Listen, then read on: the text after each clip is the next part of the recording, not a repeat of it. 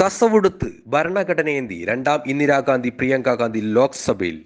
കോൺഗ്രസ് ദേശീയ general secretary കൂടിയായ പ്രിയങ്ക വയനാട് എം.പിയായി സത്യപ്രതിജ്ഞ ചെയ്യുമ്പോൾ കോൺഗ്രസിനും പ്രതിപക്ഷ നിരക്കും വർദ്ധിത ആവേശമാണ് ലോക്സഭയിൽ കാണാൻ കഴിഞ്ഞത്. കരഘോഷത്തോടെയാണ് കോൺഗ്രസ് എംപിമാർ അവരെ സ്വീകരിച്ചത്. ലോക്സഭയിലെ ആദ്യ ദിനത്തിൽ തന്നെ പ്രതിപക്ഷ പ്രതിഷേധത്തിൽ പ്രിയങ്ക പങ്കാളിയായി.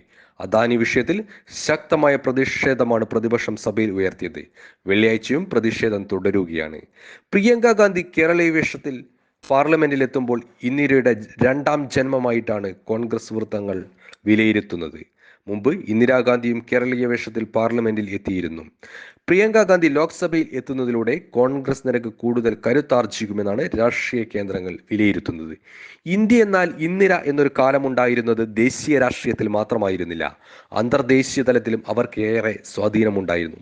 ഇന്ദിരയുടെ കൊച്ചുമകൾ രാജീവിന്റെ മകൾ കോൺഗ്രസിനെ ഗതകാല പ്രൗഢിയിലേക്ക് കൊണ്ടുവരുമോ ലോകം ഉറ്റുനോക്കിയാണ്. രാജ്യസഭയിൽ സോണിയാഗാന്ധി, ലോക്സഭയിൽ രാഹുൽ ഗാന്ധിയും പ്രിയങ്ക ഗാന്ധിയും.